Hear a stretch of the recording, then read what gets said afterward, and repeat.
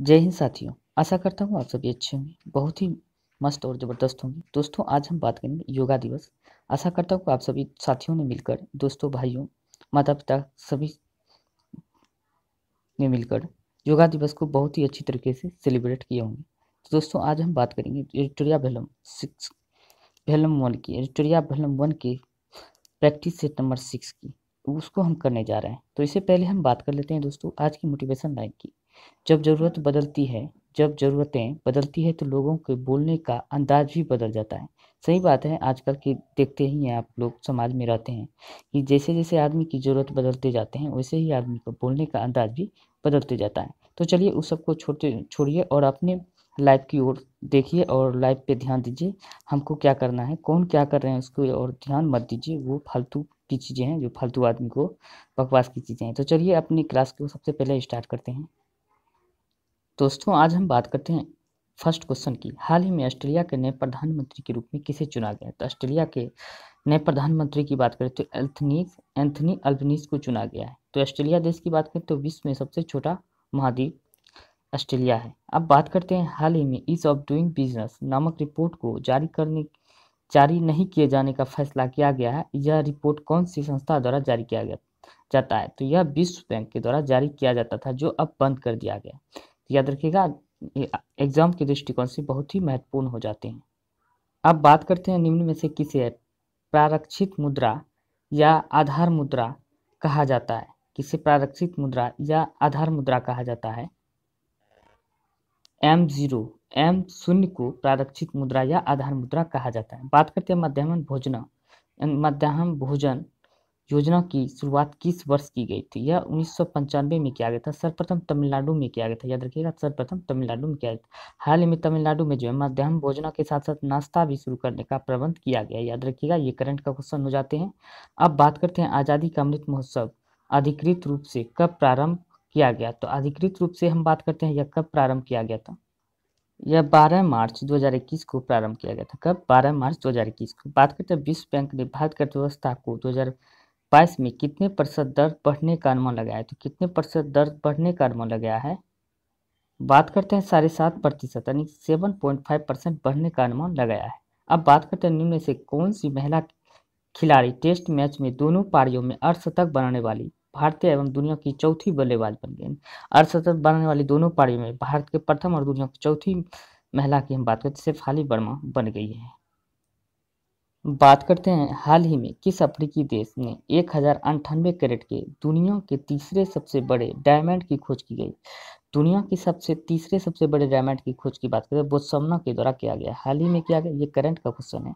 अब बात करते हैं भारत का पहला कौन सा राज्य या संशासित प्रदेश जो टीबी मुक्त घोषित किया गया?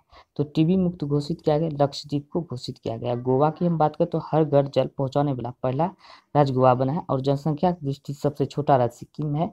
और वहीं बात करते हैं जैविक खेती का प्रारंभ करने वाला पहला राज्य सिक्किम बना है। याद रखिएगा। अब बात करते हैं निम्न में से किस राज्य ने जहां वोट वहां वैक्सीनेशन अभियान शुरुआत किया है? जहां वोट वहां वैक्सीनेशन अभियान की बात करें दिल्ली सरकार के द्वारा किया गया था। दिल्ली देश का राजधानी है और जनसंख्या घनत्व के मामले में बात करें तो दिल्ली सबसे प्रथम है। और दिल्ली का एक ऐसे पूछे तो दिल्ली पहले स्थान पर, राज्यों में पूछे तो बिहार प्रथम स्थान पर, अरुणाचल प्रदेश सबसे निम्नतम है, अरुणाचल प्रदेश का। याद रखिएगा।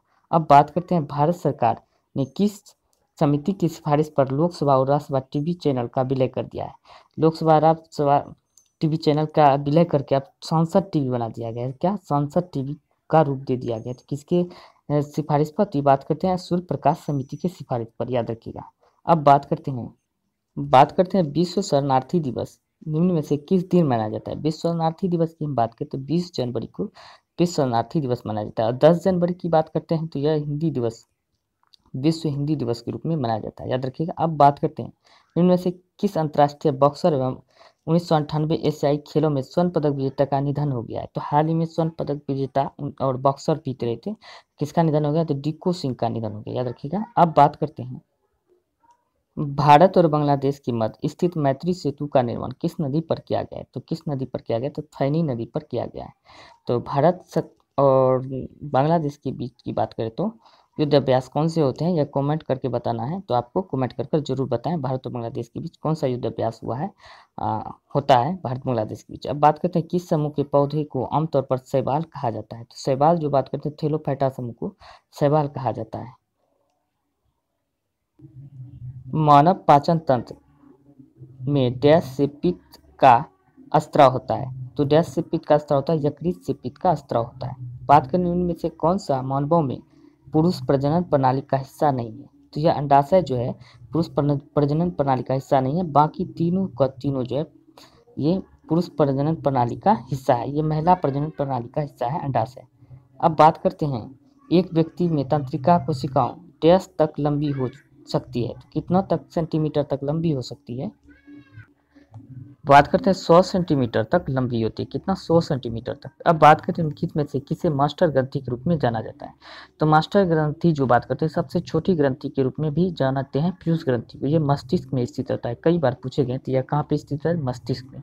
अब बात करते हैं रुधिर में किसकी मात्रा अधिक होने पर मधुमेह हो जाता है। मधुमेह यानी कि डायबिटीज होता है, तो ग्लूकोज की मात्रा अधिक होने पर मधुमेह यानी डायबिटीज की बीमारी से आप ग्रसित हो जाते हैं। बात करते हैं अर्धसूत्री विभाजन की खोज सर्वप्रथम किसने किया था। अर्धसूत्री विभाजन का खोज सर्वप्रथम की बात करें तो यह बीजमैन के द्वारा किया गया था। किसके द्वारा, बीजमैन के द्वारा। एफ्ला नामक विषाणु उनमें से किससे बनता है। एफ्ला नामक विषाणु की हम बात करते हैं कवक द्वारा बनता है, इसी के द्वारा निर्माण किया जाता है, निर्माण होता है। अब बात करते हैं इनमें से किस हार्मोन को दुग्ध हार्मोन भी कहते हैं। दुग्धजनक हार्मोन की बात करें तो LTH हार्मोन को दुग्धजनक हार्मोन कहते हैं। अब बात करते हैं श्वसन के संबंध में कौन सा कथन सत्य है। श्वसन के संबंध की हम बात करें, श्वसन एक उपचयी यानी कि अपचयी क्रिया है, बहुत ही ठीक मतलब सही है। अब बात करते हैं श्वसन एक का नियंत्रण मस्तिष्क के मेडुला ऑब्लिगेंटा भाग से किया जाता है, ऑब्लिगेंटा भाग से किया जाता है, बिल्कुल सही है। श्वसन एक उपापचयी क्रिया है, ये गलत है। अब अगर आंसर की बात करें तो ए इसका आंसर हो जाएगा। स्थितिज या गतिज अवस्था में परिवर्तन का प्रतिरोध करने की वस्तु की प्रवृत्ति डैश कहा जाता है। तो यह वस्तु की प्रवृत्ति की हम बात करें तो जड़त्व कहा जाता है। अब बात करते हैं एक पिकोमीटर डैश के बराबर होता है। एक पिकोमीटर की बात करें 10⁻⁻12 मीटर के बराबर होता है। वही बात करते हैं नैनो की 10⁻⁹ आप जानते हैं बहुत ही फेमस है, कई बार एग्जाम में पूछे जाते हैं। 10⁻⁹ मीटर होता है। अब वही बात करते हैं एटो की 10⁻18 मीटर होता है एटो। फेमटो की हम बात करें तो 15 होता है। इस तरह आप याद रख सकते हैं। अब बात करते हैं गैल्वेनोमीटर प्रयुक्त किया जाता है। गैल्वेनोमीटर की हम बात करते हैं तो यह विद्युत धारा की दिशा ज्ञात करने के लिए किया जाता है। अब बात करते हैं घर्षण बल डैश कार्यरत है, यानी कि घर्षण बल की बात करें तो बल की दिशा के विपरीत कार्य होता है। घर्षण बल के बाद जिस दिशा में बल लगते हैं उसके विपरीत में कार्य करते हैं घर्षण बल। अब बात करते हैं एक संपीड़ित स्प्रिंग में कौन सी ऊर्जा होती है। एक संपीड़ित स्प्रिंग की हम बात करें तो स्थितिज ऊर्जा होती है। अब बात करते हैं एक गेंद 20 मीटर प्रति सेकंड वेग से के साथ ऊर्ध्वाधर फेंका जाता है तो 3 सेकंड बाद उसके विस्थापन का मान क्या होगा। तो उसके विस्थापन की मान की हम बात करें। अब हम बात करते हैं इसके सूत्र की। तो इसके सूत्र की हम बात करते हैं S बराबर UT minus half GT square होता है। इस पर आप अगर बैठा देते हैं तो आपका आंसर निकल जाएगा। चलिए बैठा देते हैं इसको, कैसे करना है। तो इसको मान के चलिए 20 × 3 हम कर दें UT। और अब माइनस की बात करते हैं हाफ गुने 10 दिया हुआ है 9.8 या 10 मीटर प्रति सेकंड आप ले सकते हैं। अब बात करते हैं गुने 9, तो गुने 9 ये कर दिए। इसको हम कटा पटा देते हैं तो इसका आंसर की हम बात करते हैं 15 मीटर निकल के चलाता है। S बराबर 15 मीटर निकल के चलाता है। अब बात करते हैं निम्नलिखित में से कौन सा घटक एक चालक के प्रतिरोध को प्रभावित नहीं करता है। चालक के प्रतिरोध को कौन प्रभावित नहीं करता है। तो बात करते हैं दबाव जो चालक के प्रतिरोध को प्रभावित नहीं करता है। बात करते हैं निम्न में से किस इनमें से विद्युत परिपथ में समांतर जोड़ा जाता है। विद्युत परिपथ में हम बात करते हैं समांतर की बात करते हैं वोल्ट मीटर समांतर रूप में जोड़ा जाता है। अब बात करते हैं वही एमीटर को, तो एमीटर वही श्रेणी क्रम में जोड़ा जाता है। वहीं बात करते हैं प्रथम मगध साम्राज्य का उत्कर्ष किस शताब्दी में हुआ था। प्रथम मगध साम्राज्य का उत्कर्ष की हम बात करते हैं किस शताब्दी में हुआ था। तो यह 6ठी शताब्दी ईसा पूर्व में था, याद रखिएगा। अब बात करते हैं गुप्त काल में भूमि राजस्व दर क्या थी। गुप्त काल में भूमि राजस्व दर की हम बात करते हैं 1/6 भाग था। कितना? 1/6 भाग। अब बात करते हैं चंपारण आंदोलन निम्नलिखित में से कौन संबंधित नहीं था। चंपारण आंदोलन से हम बात करते हैं कौन संबंधित नहीं था, जयप्रकाश नारायण की बात करते हैं, यह चंपारण आंदोलन से संबंधित नहीं था। अब बात करते हैं बेगूसराय में चौकीदारी कर के विरुद्ध आंदोलन निम्नलिखित में से किस से आंदोलन का हिस्सा था। निम्नलिखित में से किस आंदोलन का हिस्सा था? यह सविनय अवज्ञा आंदोलन का एक हिस्सा था। अब बात करते हैं स्वराज आम जनता के लिए होना चाहिए, केवल खास वर्गों के लिए नहीं, यह नहीं है। यह कथन किसका है? तो यह कथन की हम बात करें श्री राजगोपालाचारी की। अब श्री राजगोपालाचारी प्रथम भारतीय गवर्नर जनरल की बात करें, स्वतंत्र भारत के प्रथम भारतीय गवर्नर श्री राजगोपालाचारी थे, याद रखिएगा। अब बात करते हैं अगस्त 1932 ईस्वी में रेमजे मैकडोनाल्ड के सांप्रदायिक पंचायत के द्वारा पहली बार निम्न से किसके द्वारा एक पृथक निर्वाचन समूह बनाया गया था। यह अछूतों के लिए जो पृथक निर्वाचन समूह बनाया गया था। अब बात करते हैं हड़प्पा स्थलों से मिले अनाजों में बाजरे के दाने निम्न में से किस स्थल से प्राप्त हुआ है। तो बाजरे की दाने की हम बात करते हैं तो गुजरात से प्राप्त हुए। कहाँ से? गुजरात से। सिंधु सभ्यता में रंगपुर निम्नलिखित में से किस नदी के किनारे बसा है। तो रंगपुर की बात करें तो यह मादर नदी के किनारे बसा है। वहीं हड़प्पा की बात करें तो हड़प्पा रावी नदी के किनारे स्थित है। और बात करते हैं हड़प्पा रावी नदी। वहीं बात करते हैं मोहनजोदड़ो चन्हुद्रो कोटची की बात करें तो यह सिंधु नदी के किनारे बसा है। और वहीं बात करते हैं और की, तो चलिए छोड़िए इतना ही। अब बात करते हैं आगे ऋग्वैदिक कालीन नदियों में से आस्किनी निम्नलिखित में से किस नदी का प्राचीनतम नाम है। आस्किनी की बात करते हैं, ऐसे भी आप पहचान लें कि आसिक को आप पहचानते हैं तो किसको? चिनाब, आस्किनी चिनाब, यानी कि आसिक पहचान चिनाब। तो ऐसे करके याद रख सकते हैं। पुनर्जागरण काल में चित्रकला का जनक किसे माना जाता है। तो पुनर्जागरण काल में चित्रकला का जनक की बात करें तो यह जियाटो को माना जाता है। किसको? जियाटो को। अब बात करते हैं भारत में राज्य विधान पालिकाओं का उच्च सदन होता है। राज्य में विधान पालिकाओं का उच्च सदन विधान परिषद होता है। अब वहीं पूछे भारत में उच्च सदन क्या होता है। तो राज्यसभा उच्च सदन, लोकसभा निम्न सदन होता है। बात करते हैं उच्चतम न्यायालय में न्यायाधीशों की संख्या में वृद्धि करने की शक्ति किसके पास है। तो एकमात्र संसद है जो कानून भी बनाते हैं और इसका ही काम है जो कि उच्चतम न्यायालय में जो है न्यायाधीशों की संख्या में कमी या बेसी मतलब कमी और वृद्धि कर सकते हैं। अब बात करते हैं निम्नलिखित में से कौन सा विषय पंचायती राज संस्थाओं की शक्तियों के अंतर्गत नहीं आता है। पंचायती राज संस्था के शक्तियों के अंतर्गत कौन से नहीं आते हैं। न्यायिक पुनर्वीक्षण करना, यानी कि न्यायिक पुनर्वीक्षण करना उच्चतम न्यायालय उच्च न्यायालय का काम है। बाकी सभी जो है उस पंचायती राज संस्थाओं का काम है।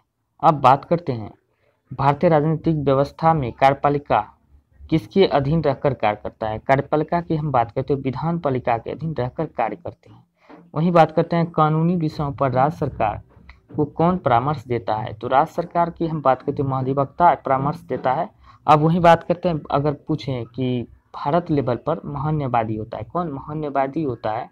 जो कि कानूनी विषय पर प्रधानमंत्री को सलाह देते हैं। वहीं राज्य सरकार को मुख्यमंत्री को सलाह महाधिवक्ता देता है। आज ये राज्य में सर्वोपरि है और भारत में सर्वोपरि महान्यायवादी। अब वही बात करते हैं और ये एक बात याद रखिए, महान्यायवादी को भारत की किसी भी उच्च न्यायालय उच्चतम न्यायालय यानी कि किसी भी न्यायालय में मतलब कार्य सुनवाई का आदेश यानी कि अधिकार प्राप्त है किसी भी न्यायालय में। अब वही बात करते हैं भारत संविधान में किसके अंतर्गत पंचायती राज प्रणाली व्यवस्था की गई है। भारतीय संविधान में किसके अंतर्गत पंचायती राज प्रणाली व्यवस्था की गई है।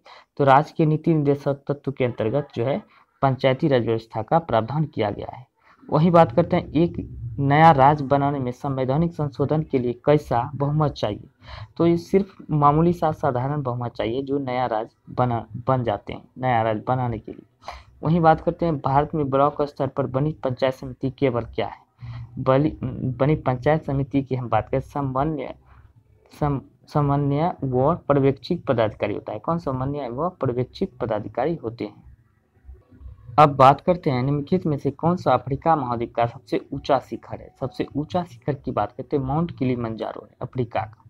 वहीं भारत की आप बात कर सकते हैं, भारत में यानी कि भारत ही नहीं एशिया का सबसे बड़ा माउंट एवरेस्ट है, याद रख सकते हैं आप। जो सबसे ऊंचा पर्वत है, जो दुनिया का सबसे ऊंचा पर्वत है, इसकी लंबाई की बात करते हैं 8850 मीटर है। दूसरा सबसे बड़ा बात करें K2 है, कंचनजंगा 86 यानी कि 11 है, याद रखिएगा, कई बार एग्जाम में पूछे गए हैं। अब बात करते हैं निम्नलिखित में से कौन बाल्कन राज्यों में शामिल नहीं है। तो बाल्कन राज्यों में बात करते हैं अल्बानिया, रोमानिया, ग्रीस शामिल है, बल्कि इटली शामिल इसमें नहीं है। अब बात करते हैं द्रवित, जब द्रवित मैग्मा ठंडा होकर ठोस हो जाता है तब इस प्रकार के बने सेल को क्या कहा जाता है। तो अग्नि सेल कहा जाता है। अब वही बात करते हैं बृहद ज्वार आने का सही स्थिति क्या होता है। जब बृहद ज्वार आता है तो इसका स्थिति होता है जब सूर्य, चंद्रमा तथा पृथ्वी सीधा में होता है, यानी कि एक सीधा में जब आ जाते हैं सूर्य, चंद्रमा और पृथ्वी, तो ये बृहद ज्वार होने की स्थिति में हो जाते हैं, यानी कि पैदा होते हैं। अब बात करते हैं मौसम से संबंधित सभी घटनाएं, जैसे वर्षा, कोहरा एवं ओला वर्षा वायुमंडल की किस परत में होती है। तो वायुमंडल के क्षोभ मंडल में होती है। वही बात करते हैं, अगर ये अक्सर एग्जाम में पूछे जाते हैं, ओजोन परत कहाँ पाए जाते हैं, तो समताप मंडल में ओजोन परत पाए जाते हैं। और बात करते हैं आयन मंडल में, तो आयन मंडल में रेडियो तार आदि जो संबंधित जो होते हैं वो आयन मंडल से संबंधित होते हैं। अब बात करते हैं पेरिस घास के मैदान संबंधित है। पेरिस घास के मैदान की बात करें तो उत्तरी अमेरिका के शीतोष्ण घास स्थल है। क्या है? उत्तरी अमेरिका के शीतोष्ण घास स्थल पेरिस कहलाते हैं।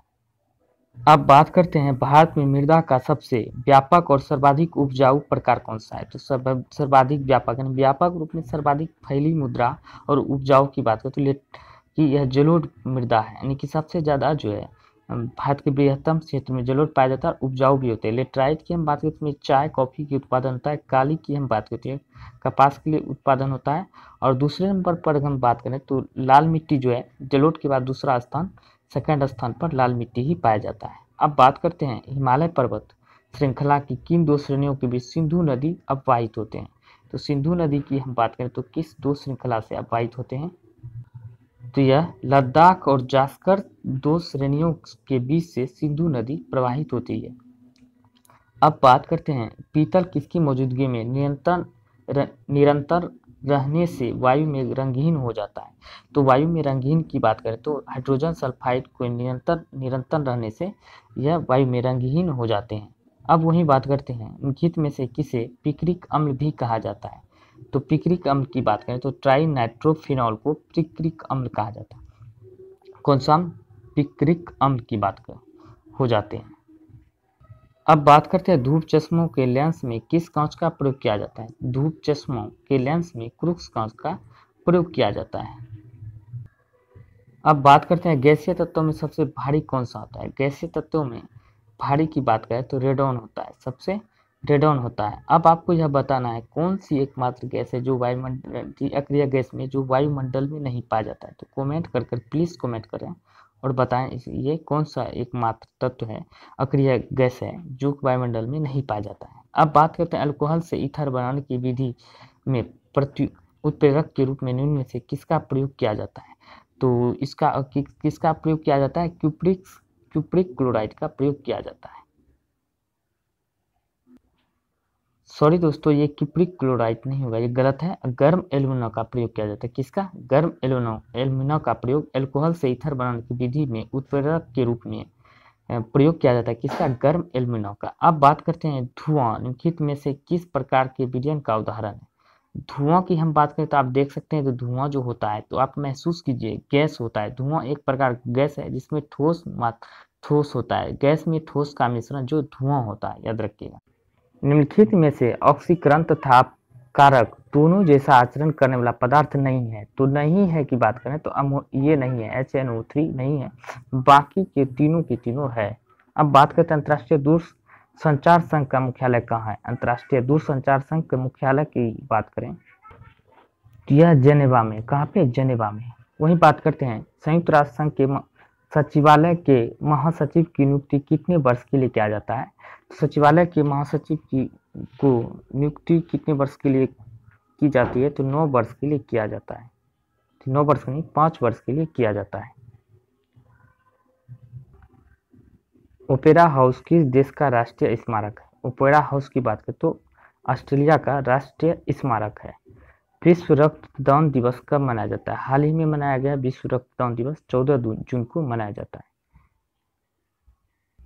अब बात करते हैं निम्नलिखित में से कौन सितार वादक यंत्र वादक से संबंधित है? कौन सितार वादक है? तो बात करते हैं पंडित रविशंकर जो है ये सितार वादक है। अब वही बात करते हैं जाकिर हुसैन की, तो जाकिर हुसैन एक तबला वादक है, याद रखिएगा तबला वादक है। वही बात करते हैं हरिप्रसाद चौरसिया की, ये बांसुरी बजाते हैं, क्या बांसुरी बजाते हैं।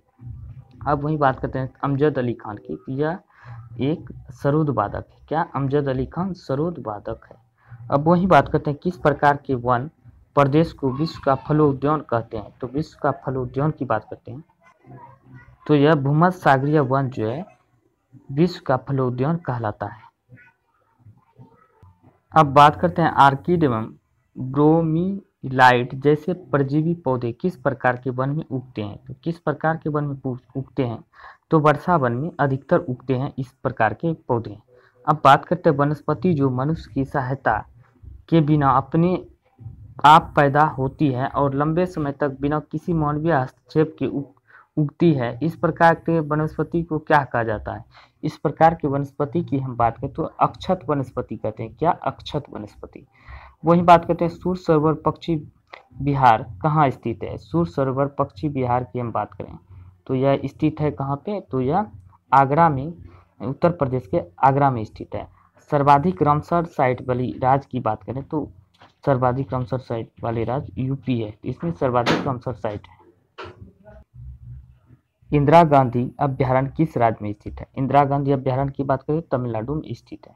तो दोस्तों आज के लिए इतना ही, मिलते हैं अगले वीडियो में। और बात करते हैं दोस्तों अगर ये वीडियो का PDF चाहते हैं तो इस क्लास का, तो वीडियो के नीचे डिस्क्रिप्शन में लिंक दिया गया है टेलीग्राम का, वहाँ से जाकर PDF डाउनलोड कर सकते हैं फुल्ली डिस्कस के साथ।